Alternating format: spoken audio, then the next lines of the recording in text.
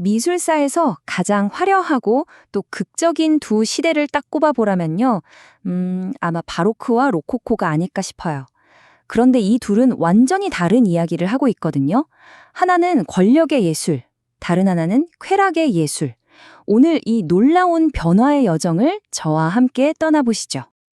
자, 화면에 보이는 이 두 그림을 한번 보세요. 왼쪽은 피와 복수가 뒤엉킨 젠틀레스키의 아주 격렬한 작품이고요. 오른쪽은 은밀한 사랑의 감정을 담은 프라고나르의 경쾌한 그림입니다. 아니, 어떻게 100년도 채 안 되는 시간 동안 예술이 이렇게 정말 극과 극으로 바뀔 수가 있었을까요? 이 질문에 대한 답을 찾으려면요, 우리 먼저 17세기의 세계로, 바로크의 시대로 한번 뛰어 들어가 봐야 합니다. 모든 드라마가 시작된 곳이죠. 17세기는 말 그대로 절대 왕정의 시대였습니다. 강력한 왕과 교회가 사람들을 압도하면서 자신들의 권위를 보여줄 뭔가가 필요했죠. 이때 예술은요, 바로 그 목적을 위한 가장 화려하고 또 가장 웅장한 도구였던 셈입니다. 근데 이 바로크라는 이름의 유래가 참 재밌어요. 원래는 일그러진 진주를 뜻하는 포르투갈어에서 왔다고 하는데요. 후대의 비평가들이 르네상스의 완벽한 균형미에서 벗어난 이 양식을 보고 이거 좀 이상한데? 악취미 아냐? 라고 부르면서 붙여진 이름이라고 합니다. 그만큼 당시에는 엄청 파격적이었다? 뭐 이런 뜻 아니겠어요? 그럼 도대체 바로크 예술은 뭐가 다른 걸까요? 어떤 특징이 있을까요? 먼저 화면 속에서 감정이 막 폭발할 것 같은 그런 드라마가 있고요. 여기에다가 빛과 어둠의 극적인 대비를 쫙 더하고 또 인물들이 막 화면을 뚫고 나올 것 같은 그런 역동적인 움직임까지 섞는 겁니다. 그 결과물이 바로 우리를 압도하는 스케일과 숨막히는 사실주의인 거죠. 이 모든 걸 정말 혁신적으로 보여준 사람이 바로 카라바조입니다.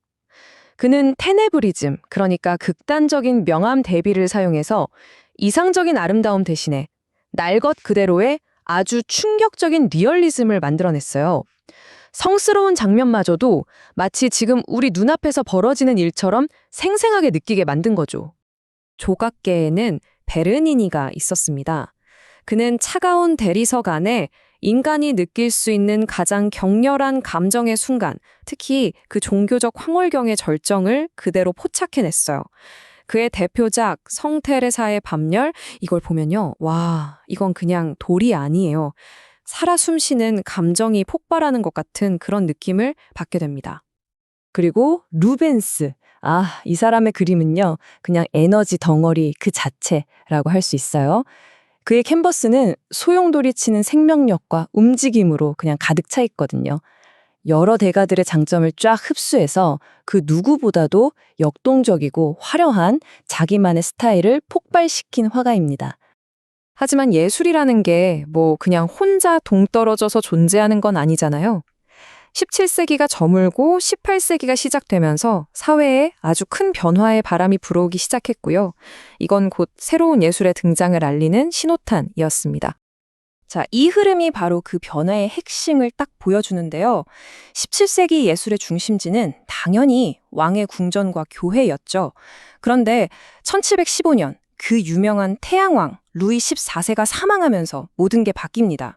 귀족들은 베르사유의 그 엄격하고 답답한 궁정 생활에서 벗어나서 파리로 돌아왔고요. 자신들의 저택에서 자유롭게 토론하고 즐기는 살롱 문화를 꽃피우기 시작해요. 그러니까 예술의 무대가 공적인 권력의 공간에서 사적인 즐거움의 공간으로 완전히 옮겨가게 된 겁니다.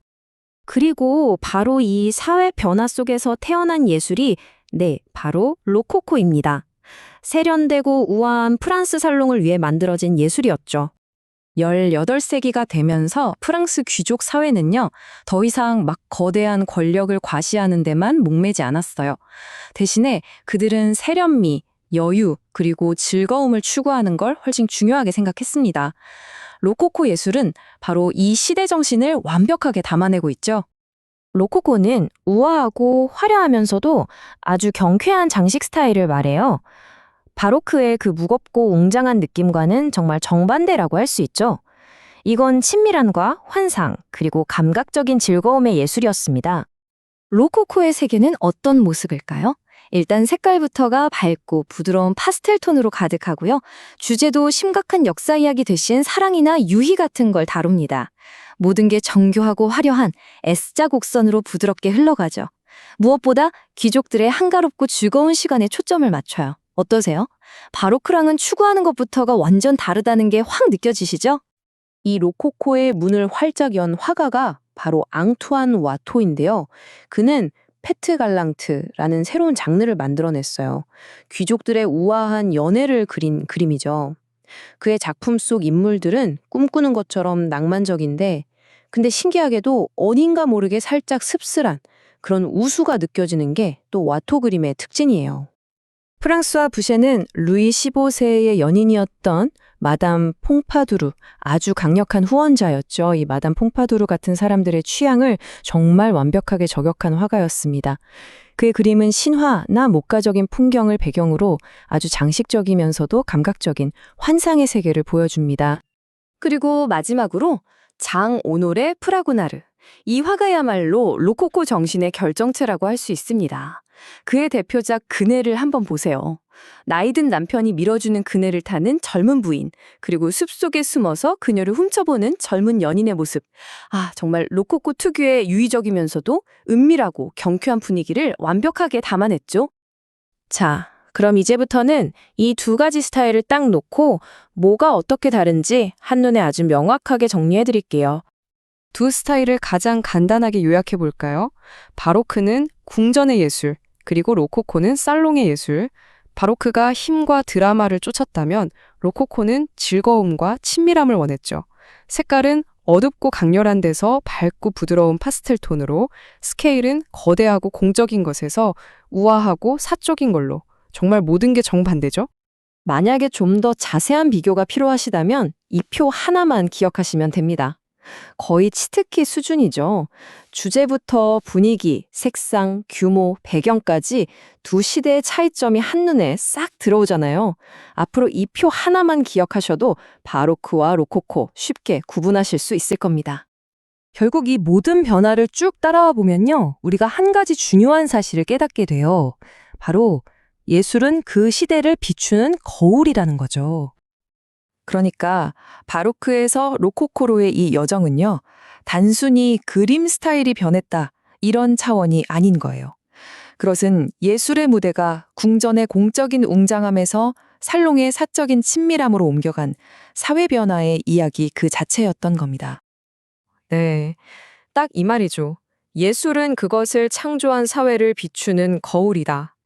바로크와 로코코가 이걸 증명하는 가장 완벽한 예시가 아닐까 싶습니다. 자, 그렇다면 마지막으로 이런 질문을 한번 던져보고 싶네요. 먼 훗날 미래의 역사가들은 과연 우리 시대의 예술을 보면서 무엇을 읽어낼까요? 우리 시대는 과연 어떤 모습으로 기록될까요?